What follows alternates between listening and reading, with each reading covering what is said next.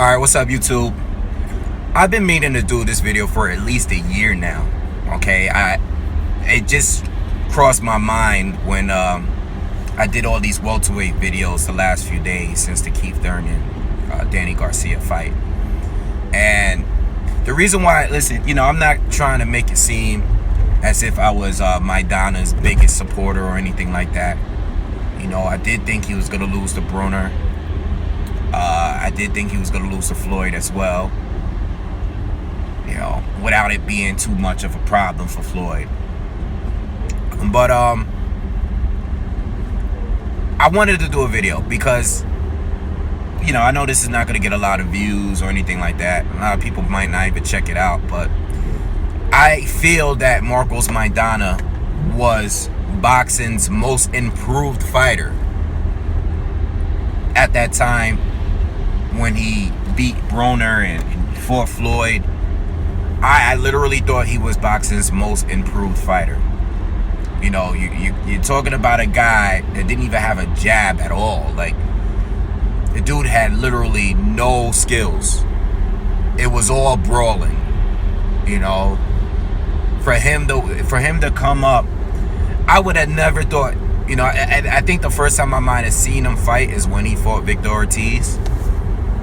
Or was it Eric Morales? I can't remember which fight came first. I think it was Victor Ortiz first. I'm not sure, but I would have never thought in a million years that this guy was going to fight Floyd. And not only that, but give Floyd one of his toughest fights ever. Okay? The guy literally won. I feel that he won 5 rounds. Not debatable, at least. Anything else you can give to Floyd, but I think Marcos Maidana won 5 out of the first 6 rounds, without a doubt. From there on, you can say it was a draw, you said Floyd got it, you say Chino got it, whatever. But I would have never thought in a million years he was going to give Floyd a good fight. I wouldn't even think he would fight Floyd, And I never thought that he would beat Adrian Broner, because at the time, a lot of us felt like this was a showcase fight for Adrian Broner at 147.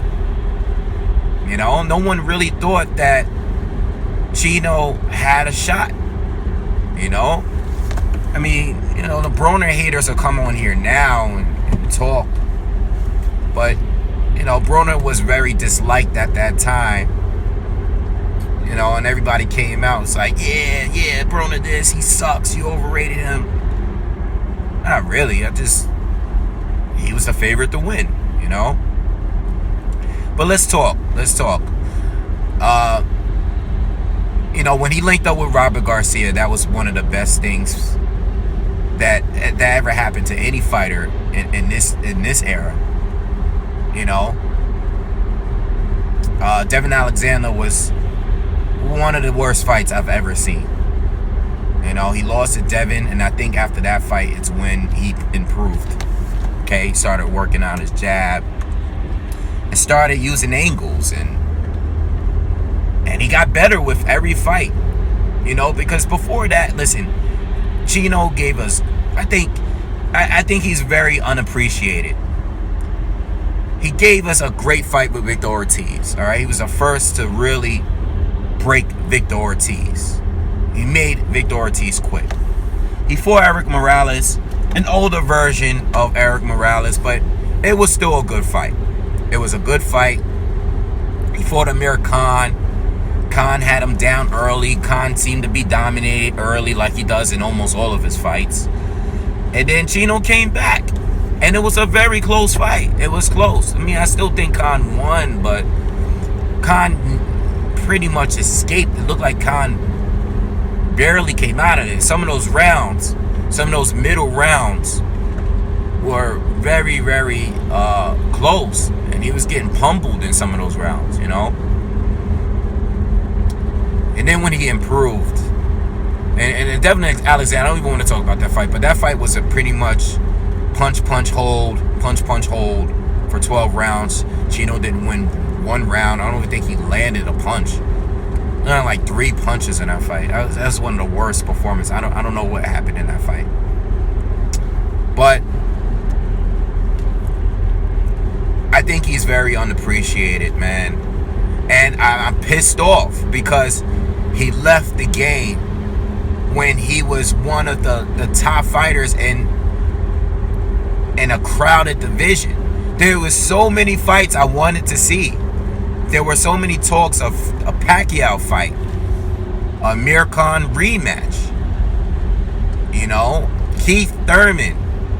I wanted to see that fight. I always wanted to see him fight Sean Porter. I thought it was going to be an ugly fight, but I wanted to see it anyway. I didn't care. I wanted him to fight all of these top fighters.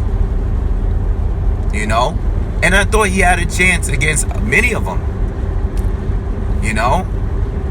I thought Chino had a chance. I mean, when he beat Broner, I remember making videos about this, and there were actually people saying that Maidana would knock out Manny Pacquiao. Just, I know you guys are going to say that's crazy right now, but at that time, it wasn't too long. It wasn't too far from when Pacquiao got knocked out by Marquez. And at that time, a lot of people just didn't feel Pacquiao was even worth being mentioned anymore at that small period of time. You know, from the comeback from Brandon Rios and all that. A lot of people was just straight disrespecting Pacquiao. Like they felt like he was done out here. You know, they was disrespecting him completely. But back to Chino, man. I think Chino left at the worst time, and getting that Floyd fight, it really messed everything up, because I wanted to see him fight everybody else, man. And listen, I'm not mad. You know, you make your money, you retire. I just hope he's not going to be one of those guys that come back at some point all flabby and gets dominated. But, you know, he'll do it for a payday. You know? I hope he doesn't blow all his money away and come back, because honestly, I think that's going to happen. You know, whenever a fighter gets that kind of money that quickly, a lot of guys just blow it and they end up coming back. You know, and I hope that doesn't happen. It may not happen, but I hope it doesn't happen.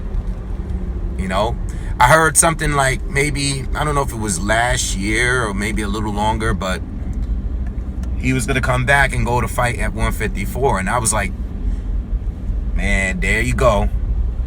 There he goes, man. He's going to come back overweight.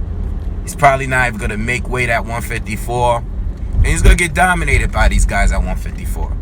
You know, picture him fighting a Jamal Charlo or a Demetrius Andrade or even a Canelo, you know. Even that got destroyed up there. You know? But man, he gave us some good ass fights, man. So the Carras fight, it's back and forth.